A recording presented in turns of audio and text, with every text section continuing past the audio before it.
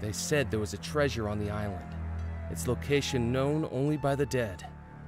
I could see it in my dreams.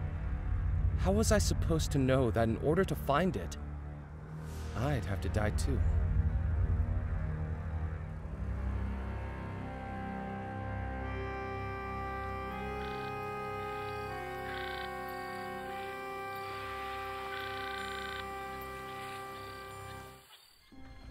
Spirits and specters from regions unknown, guide to me the wanderer who searches alone.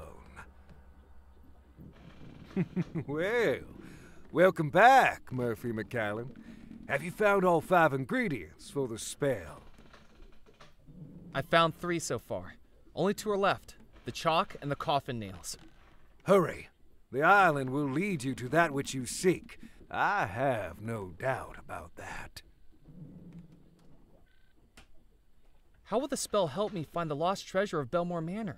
There are things on this island that have gone unseen. Stories that have been left unheard. At least to mortals.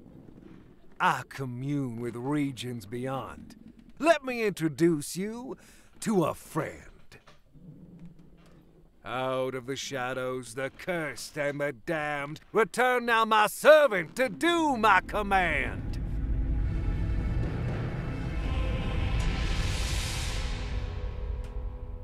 I have returned to you, Master. Loa, this gentleman wishes to find the lost treasure of Belmore Manor. Tell him how this can be done. Only inhabitants of the house know where the treasure lies. Their spirits still within its walls, trapped between life and death. To ask them, those spirits must be revealed on the mortal plane. And that is what our spell will do, Murphy. A summoning spell to unveil the ghosts trapped within the house. 5 ingredients place inside, tie closed, and then unseal. Within the focus what may hide, this spell will soon reveal. Once you've collected all 5, we can summon the ghosts of Belmore Manor. Once we've summoned the ghosts, we can ask them exactly where the treasure was hidden. You have served me, Loa. Begone!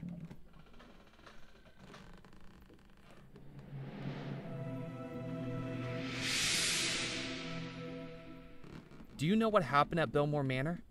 You want to hear a ghost story, Murphy McCallan? I want to know everything I can about that house. Then listen closely.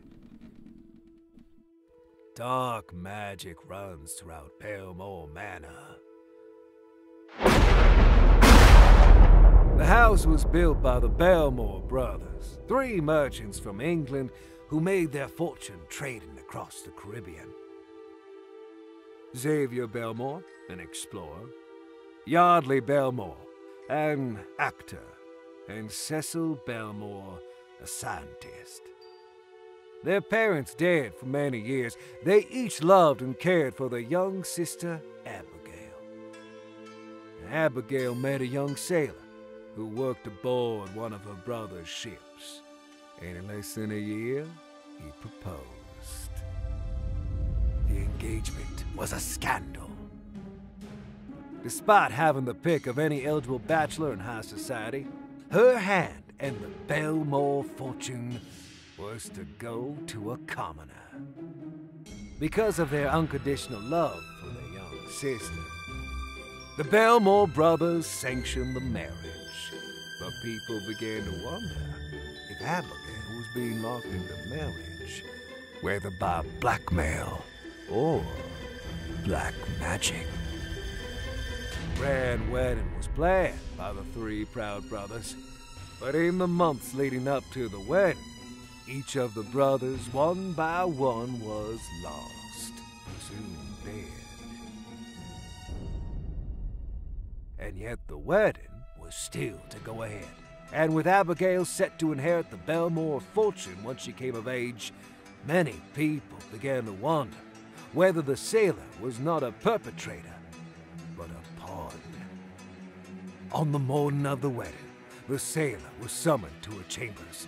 "I don't love you," Abigail declared. "I never loved you." And to everyone gathered in the house, Abigail declared that that same evening she would marry another, John Rackham, first officer of the Belmore Trading Company, would be her new groom. Except that didn't happen. On the night of the wedding, everyone in the house suddenly and mysteriously vanished. Perhaps the last revenge of the scorned sailor. The house that night held a heart that would be broken, a victim who would be tricked, and a force that would unleash evil. But no one knows exactly who each was. If you want to find the treasure, Murphy, you'll have to find out.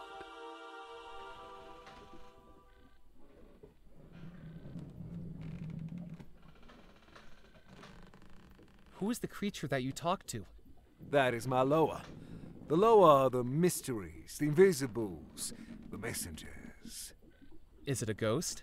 No, they are the intermediaries between humans and the supernatural. There are two planes of existence, Murphy. The mortal plane and the spirit plane. Loas can move between them both, and with my powers, I can control them when they do. That is what we practitioners of the occult are adept at. How am I going to find the spell ingredients? Everything I've ever needed for my voodoo spells, I have found on this island. It's as though this island pulls the supernatural to it. Keep searching. Once that's complete, I will show you the final step of the spell. How did you learn voodoo? I've always been adept with the mystic arts. Just as you dream of treasure, Murphy, I dream of power. I came to Devil's Rock many years ago, drawn by its voodoo energy. And no sooner than I arrived, the spirit world began to reveal itself to me, pleading for me to be its master. Why is this island such a focus of voodoo energy? I suspect the answer to that question already lies in what you're seeking. What's this riverboat we're aboard? This is the Spirit Queen. It used to be a pleasure boat, plying the rivers around the island, a den of drinking and gambling. That's how I came to own the boat, a lucky game of chance. But between you and me, Murphy, it's a lot easier to win when you have spirits to control the roll of the dice. It sounds like you cheated. Fate was always going to bring this boat to me. I just hurried it along. I'm going to finish finding the voodoo ingredients. Hurry back.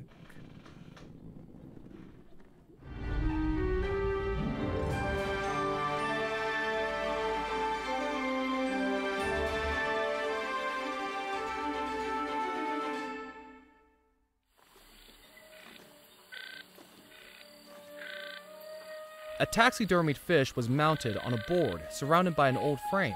A plaque below read, "Record-breaking Pancosa fish, caught by Captain Pemberley."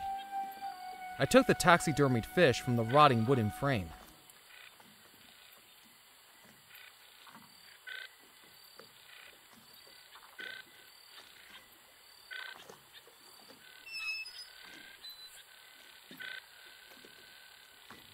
A frayed sack hung from the wooden crane. I jiggled the handle, but the door was locked. With a bit of elbow grease, I pushed up the wooden window frame. Pressed against the inside wall was a dusty desk covered in spider webs, and on top it, one thing lay undisturbed, a small folded document which I picked up, along with an unintentional 8-legged companion. Ugh! Ghost stories and haunted treasures I could handle, But spiders gave me the creeps.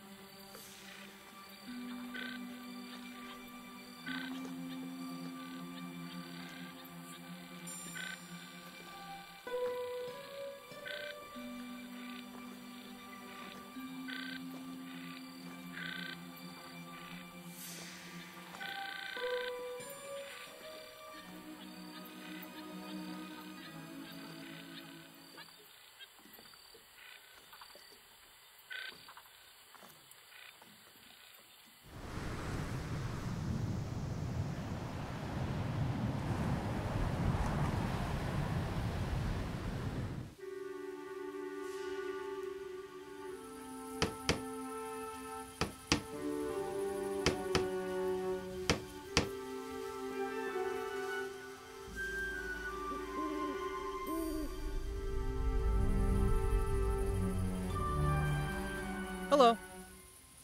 Ah, consarn it! Don't sneak up on people like that. You frighten the dying daylights out of me. He looked at me like he'd seen a ghost. Sorry, you seem a little jumpy? I thought you were those pesky kids again. Kids don't seem like a reason to be scared. They're little terrors. I'm sure they're gonna give me a heart attack.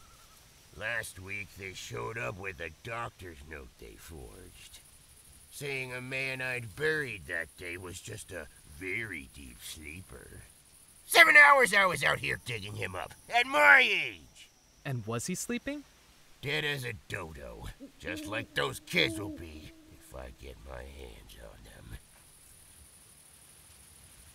My name's Murphy McAllen. I've just arrived on the island. Well, welcome, Mr. Murphy. I'm Edgar Kettle, gravedigger, undertaker, coffin maker, and anything else that needs doing to keep this cemetery running. Has the cemetery been here long? This cemetery is the whole reason Devil's Rock is populated. Back when the mainland was first settled, they used to ship off the bodies of undesirables to be buried here. The criminals and paupers. St. Juniper's Church up on the hill was one of the first structures here, along with the fort. So that's what this place became. A cemetery island. A place where only Beelzebub himself would take the bodies that were interred into its caves and tunnels. The Devil's Rock. Creepy. So there are caves and tunnels on the island? Oh yes, all over it. Some natural, some man-made. No one knows where they really are, though. I'm quite surprised I've yet to dig myself down into one. They say there's one that runs from the church to the crypt just down the path. An old escape route. But I've never been in there. Do you know anything about the disappearance at Belmore Manor? I think it's important to leave the dead to rest in peace. But what if they're not in peace? Well, I think there's more to that story than meets the eye. You know the three brothers went missing, right? Well, if you ask me, I think Abigail Belmore was behind it.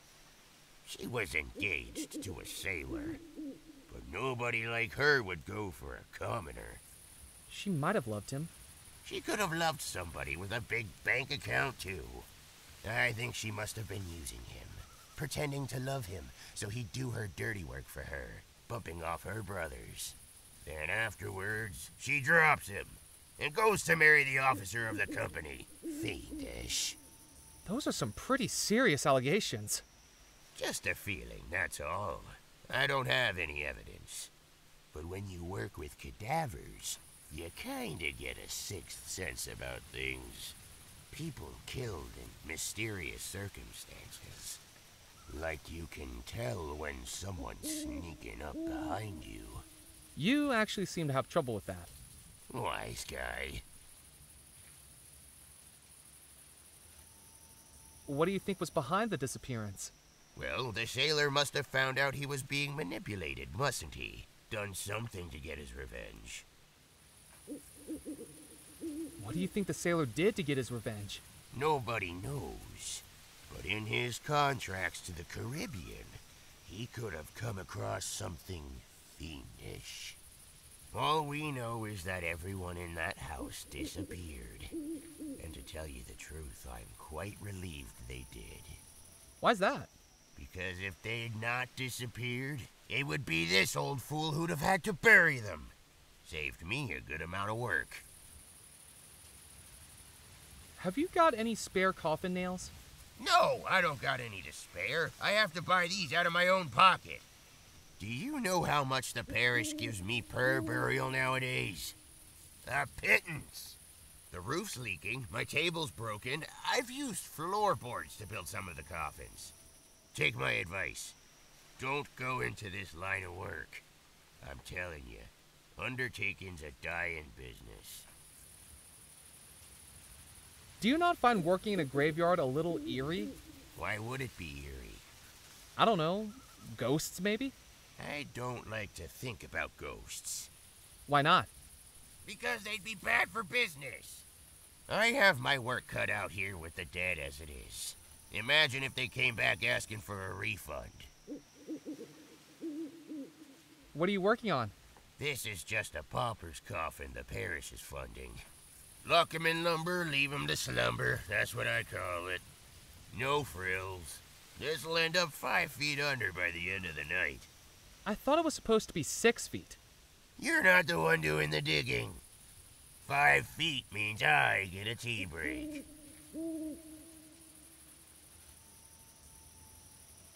Why are you out here working so late?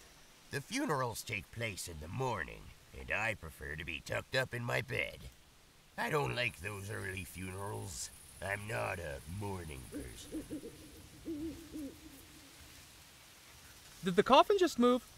Don't even joke about that. Do you think I could fit inside the coffin? Probably not. The gentleman inside might make it a bit of a squeeze. You mean there's a dead guy inside there? There better be. I can't afford to be burying empty coffins. Creepy. Story of my life. I'm looking for the treasure of Belmore Manor. Another treasure hunter. Well, let me tell you something, young man. Don't even think about digging up my graveyard. There's no treasure buried here, and I'm already busy enough filling in the holes that are meant to be here. Have you ever accidentally buried someone who is still alive? Not that I know of. When you think about it, how would I know? Shouts for help? Desperate shaking of the coffin? Look, I haven't sealed anyone up who was chatting away with me, let's put it that way. I usually check for signs of life, but everyone takes shortcuts sometimes, don't they? I deserve some rest in peace, too. I best be running along. Don't drop dead. I don't want anything else adding to my to-do list.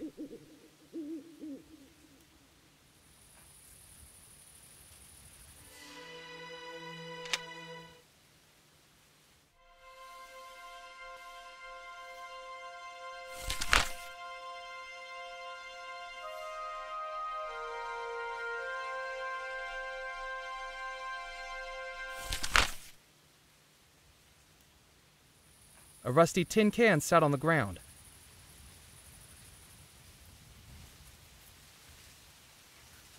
The coffin lid had been nailed down securely.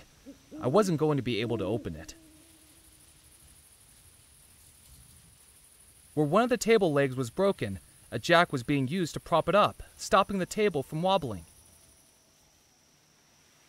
A coffin sat upon a rickety-looking table, with one leg shorter than the others.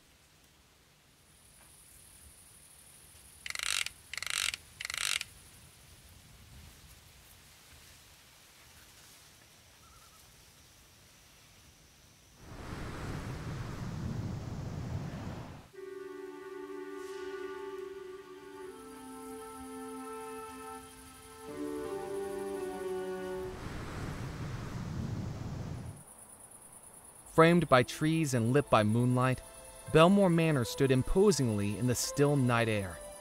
Even without lights on, it felt like something inside the house was calling me, or warning me.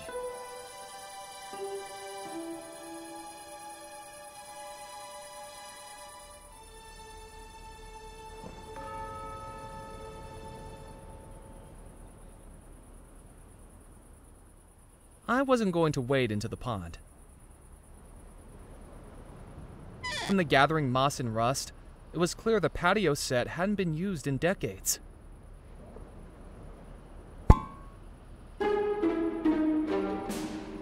So much for good luck. I picked up the horseshoe that assaulted me. It was heavy, very heavy.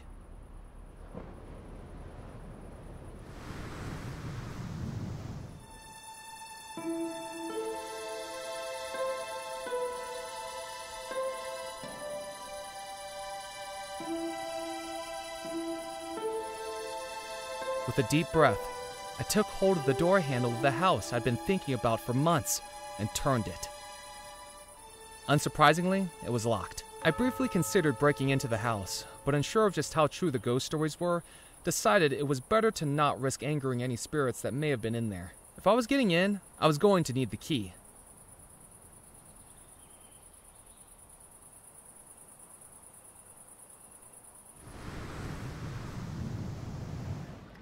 Walking into the port town of Dead Nettle, I could sense its history in every stone, brick, and plank. Echoes of merchant ships loading and unloading all manner of cargo from expeditions throughout the Caribbean. Gold and treasure that may still lie hidden on the island. The fishing net was so worn it looked like it might fall apart at any moment. It wasn't going to be of any use to me.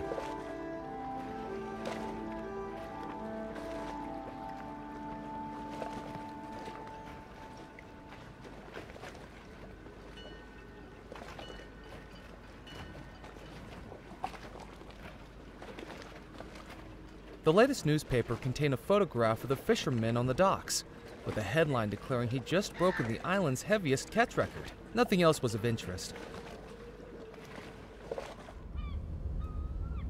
You! Stop right there! What's your name? Murphy McAllen. I haven't seen you before. What's your business? I'm just visiting. Why do you need to know? Because your business is my business, and my business is news. I'm Evelyn Stoker, editor of the Juniper Parish Gazette. No misdeed left unshared, no drama left unmonetized. Come on, work with me here, Murphy. I need something juicy. Committed any crimes? Uncovered any affairs? Any deep, personal secrets to reveal? The honest-to-God truth. No. I need a good story. I can't always let something minor like the truth stand in the way of that.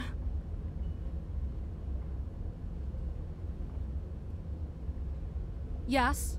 Hi. What are you working on? Listen to this. An innocent victim's domesticated canine has been suddenly and mysteriously ripped away from them by fate. Its location and intentions are unknown. Wait, are you talking about a lost dog? Technically, it's not lost anymore. It was found shortly before I got to the house. But still, the story must be written. I have a headline suggestion. Lost dog, not lost. I have a personal suggestion. Butt out. Don't you have more interesting stories to write about? The crackpots this island calls a population wouldn't know something interesting if they paid for it. Which they hardly do. Believe me, I've tried to get juicier stories. Scouring the island, doorstop interviews, hiding beneath windows. You eavesdrop on people through their windows? It's called investigative reporting.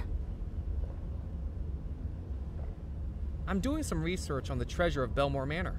Leave it. That's my advice. There's no story in it. No story? Not that anyone would believe. And I've got advertisers breathing down my neck. What's your theory on Belmore Manor? This might sound far-fetched, but I think it was hypnotism. All the puzzle pieces make sense. Who was hypnotized? Abigail, by that strange sailor she was going to marry. This newspaper had been publishing a bunch of stories about spooky goings-on across the island. We even had tip-offs of black magic inside Belmore Manor. Can you believe it? Who is doing black magic? Well, we weren't told for sure, but it makes sense, doesn't it? The sailor! Why else would someone as powerful as Abigail want to marry a lowly manual worker like him? Come the night of the wedding, and she wised up. Married John Rackham, the company's first officer. Much more on her social standing, and a responsible choice for the company. What do you think caused everyone to disappear? The last revenge of the sailor's sorcery. But imagine me writing that into a piece of serious journalism. I'd be laughed out of the industry. What's in those filing cabinets? Past issues of the newspaper, starting right back in 1864. Of course, things were a lot more interesting when Deadnuttle was thriving as a port town. Comings and goings of people, ships, and cargo. Lots to report on back then. More than the dregs I have to dress up now. Can I take a look in the filing cabinets? Sorry, McAllen. Employees only. And we're a one-woman operation here these days. The paper doesn't bring in enough money to take people on. Why did the ship stop coming to Deadnuttle?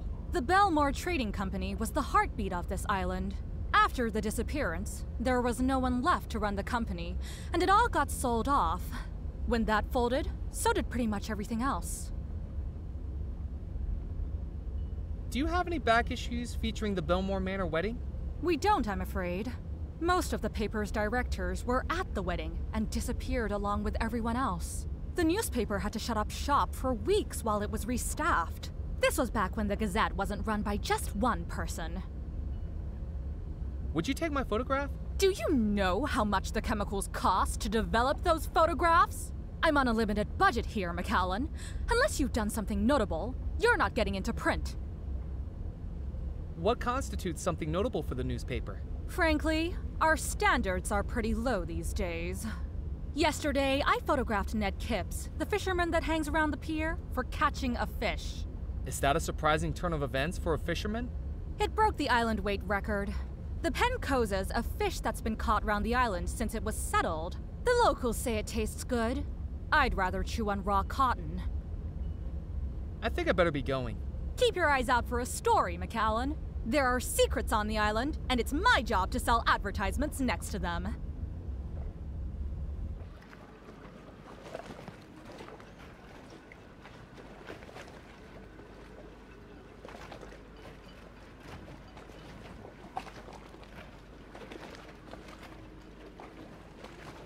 The sign read, "The Fantastic Fantaccio Brothers will be performing tonight. People of all ages welcome. Donations welcome even more so."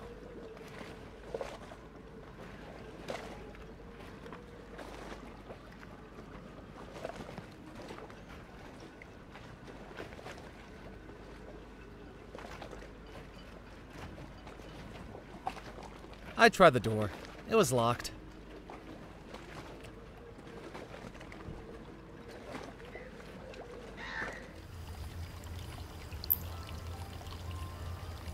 Good evening. He looked past me like I was invisible, as though if he ignored me hard enough, there was a chance I'd disappear. I said good evening? I suppose, if one's standards are low enough. Have you taken a wrong turn, sir? I'm just having a look around. Well, make it a quick one. What is this place? This, sir, is the Captain's Club, a private members club for current and retired sea and riverboat captains. We are highly exclusive. Are you a captain? He asked with a smugness that told me he already knew the answer. I thought not. Then may I recommend a swift exit? You'll find a convenient egress approximately 180 degrees to starboard. If you like, I can give you a good swift kick in the right direction, sir. And don't feel a need to stop walking until your ankles get soggy.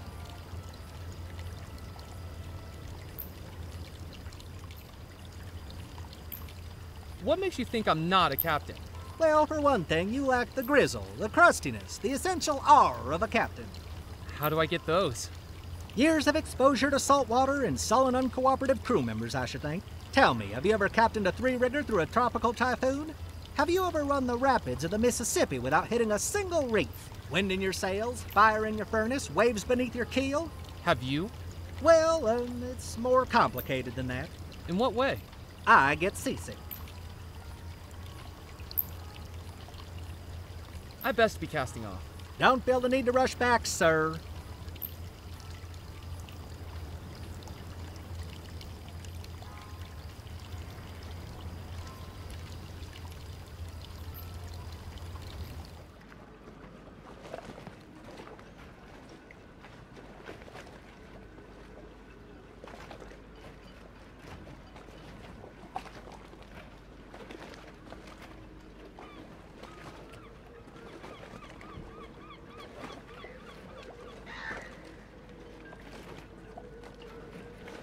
Are the fish biting?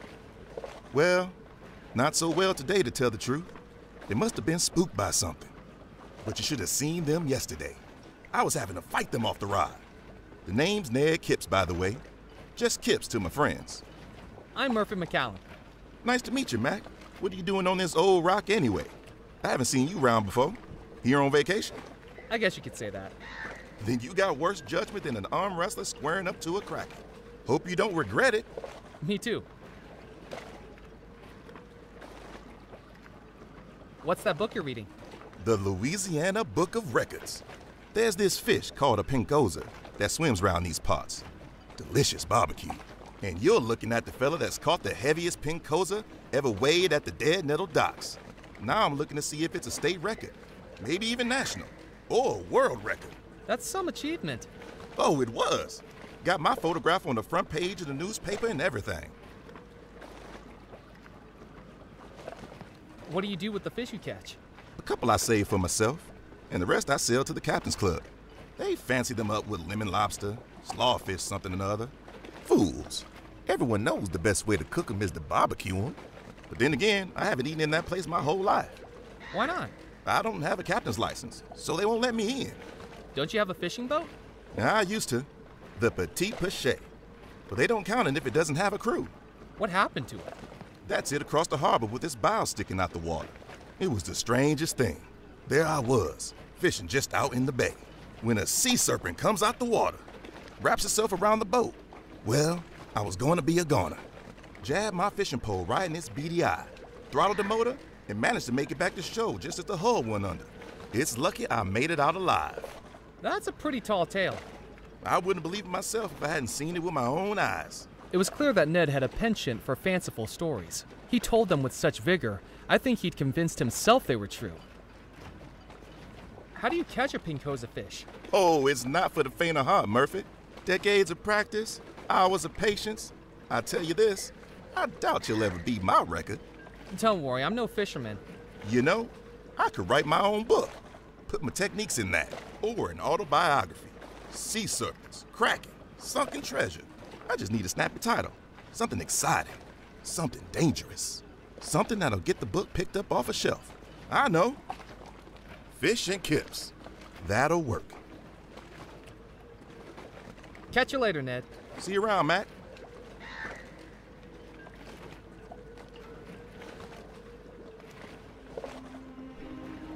It was a voodoo manuscript that looked hundreds of years old, with the instructions to a spell that summons things hidden within.